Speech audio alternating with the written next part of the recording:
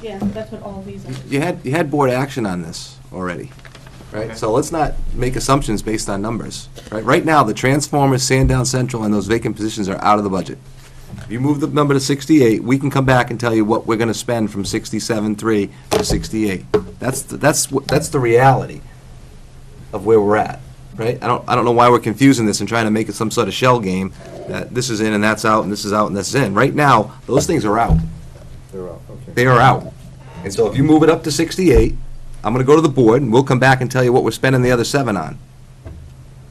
Okay, that's, I mean, that's, And, perfect sense. and following that logic, within the discretion of the school board, regardless as to where we are as far as numbers, you could say you're closing Sandown Central anyways. that's correct.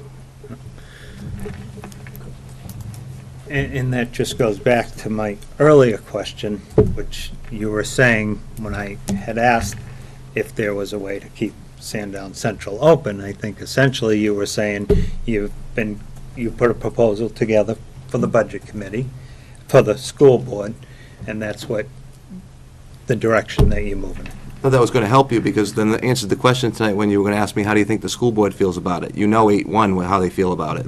They've already made their point very clear with a vote. So no one tonight has moved any vote at all as far as Sandown Central School is concerned. The superintendent's budget has it taken out.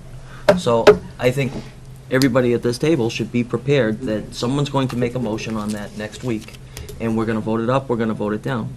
Or at least those line item cuts. So if anyone has specific questions, I would suggest that those be posed.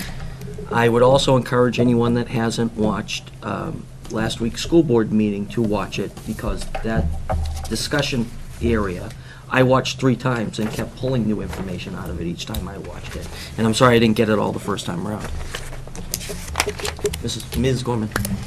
So I guess for clarity, because I don't know if this was actually stated when everybody was here, regardless of what we do with the budget, school board has already voted to close, well, they haven't voted, actually.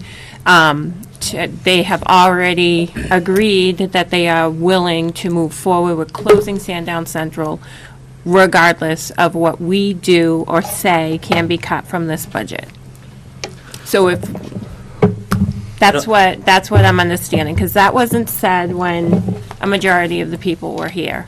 I don't know that Which- that's exactly what the school board said, but I think that's a fair way to state it. I'm thinking that that's what I just heard from Superintendent Metzler, that the school board has already spoken, although they haven't voted.